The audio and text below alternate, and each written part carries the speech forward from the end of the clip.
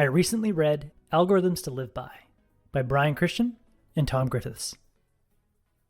One day, you'll need to hire someone, if you haven't done so already. You may hire a freelancer online to help you with your next business project. You may hire a new team member at work. Or you may hire someone to clean your house or look after your kids for a few hours a week. Regardless of what you're hiring for, hiring is stressful. But hiring can be a lot less stressful if you can rely on a set of algorithms formulated by mathematicians and computer scientists. Algorithms are a finite sequence of steps used to solve problems and make decisions, and they're the backbone of digital products. The computer or smartphone you're using right now relies on algorithms to determine which programs to run, when to terminate a program, how to sort incoming data, and how to communicate with other computers. There are 3 computer algorithms that we can apply to hiring to efficiently solve the following 3 problems. First, among a group of qualified candidates, who should I hire? Second, how should I go about onboarding my new hire? And third, when should I move on and try someone new? To solve problem number 1, you need the selecting algorithm. There are 2 ways to fail when selecting a candidate for a position. Decide too early and miss out on better candidates, or decide too late and miss your chance to hire the best candidate. Let's pretend you have a group of 20 qualified candidates for a position you're trying to fill. You don't want to be rash and take the first person you interview, but you also don't want to spend hours interviewing all 20. Luckily, there's a third option, a mathematically proven algorithm called the 37% rule. The 37% rule states that you should evaluate 37% of your options with no intention of selecting. That is, reject the first 37% unconditionally. Then after evaluating the first 37%, pick the next option you encounter that's better than all the options you've sampled. So in the hypothetical situation of choosing between 20 qualified candidates, you should interview the first 7 candidates with zero intention of hiring any of them. Then continue interviewing the remaining 13 and stop the instant you find a person who is better than any of the 7 you initially interviewed. The power of this method is it gives you a chance to determine your preference, and it gives you a good benchmark for which to base your final decision on. Several years ago, a graduate student named Michael Trick used the 37% rule to select his future bride. He determined that he'd date between the ages of 18 and 40.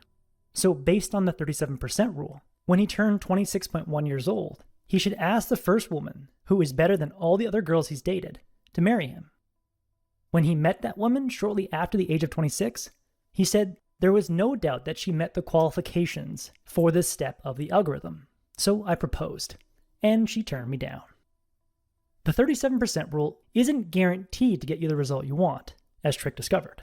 It just gives you the best chance, the highest probability, of getting the best outcome. Now, it's important to note that the 37% rule is only valid if you cannot return to previous options.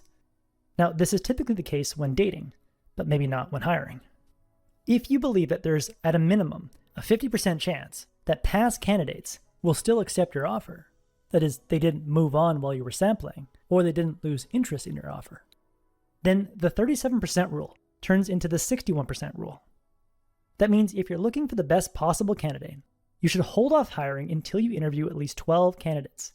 Then if you don't find a better candidate in the remaining 8 people, then you can go back and pick the best person you interviewed of all 20. The next algorithm worth knowing is what I'll call the onboarding algorithm. When you bring a new hire on board, it's hard to know how much work you should give them. You want to maximize their skills, but you don't want to give them so much work that they make mistakes, fail to meet your standards, and create a mess you need to clean up. For years, computer scientists struggled with a similar problem. When a computer connected to a network of computers, that computer would get bogged down with requests and fail to deliver information back to the computer that was requesting the information. To fix this problem, computer scientists came up with an ingenious solution known as the Transmission Control Protocol, TCP.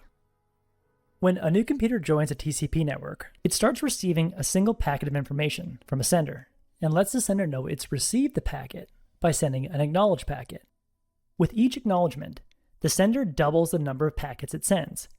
But the moment the computer gets bogged down with too many packets and fails to send an acknowledged packet back to the sender, an algorithm called additive increase multiplicative decrease, AIMD, kicks in.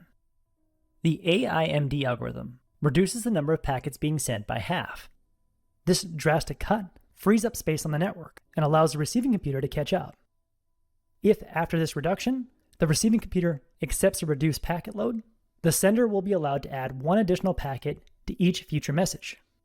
The authors say, AIMD takes the form of someone saying, a little more, a little more, a little more, whoa, too much, cut way back. Okay, a little more, a little more. You can use a similar algorithm to ensure the success of a new hire. Let's say you hire a freelancer and you give them a tiny task. After they return that work, on time and on spec, you double the workload, and you keep doubling until you get back work you're not satisfied with. At that point, you immediately cut the workload by half. With this exponential growth in work, you can quickly find the freelancer's capacity. Then by only increasing their workload by 1 unit at a time, you give them a chance to build back up slowly so that when they reach the level they failed at, they'll have far more confidence and will be far more likely to succeed. The next algorithm worth knowing is what I'll call the switching algorithm. If a freelancer or new hire is consistently meeting your expectations, then you don't need to think about replacing that hire. But if they're only meeting your expectations half the time, you'll want to explore new options using the Gittins Index. In the 1970s, a young mathematician named John Gittins was tasked with optimizing Unilever's pharmaceutical investments.